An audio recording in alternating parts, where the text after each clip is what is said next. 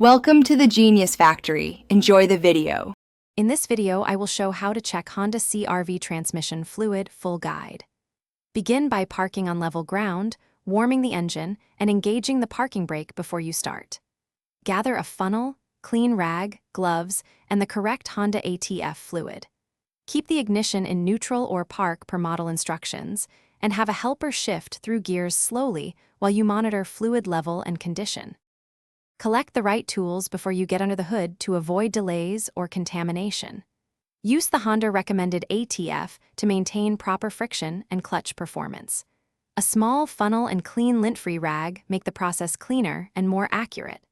If you plan to top off, pour slowly and recheck the level to avoid overfilling, which can cause shifting issues or leaks later on. Start by locating the transmission dipstick or service plug and clean around it to keep dirt out.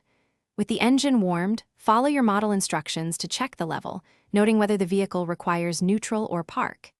Inspect fluid color and smell. Healthy fluid is translucent red with no burnt odor. If levels are low, add small amounts, retest, and never overfill, which can damage seals and cause poor. Thanks for watching. If you found this helpful, don't forget to like and subscribe.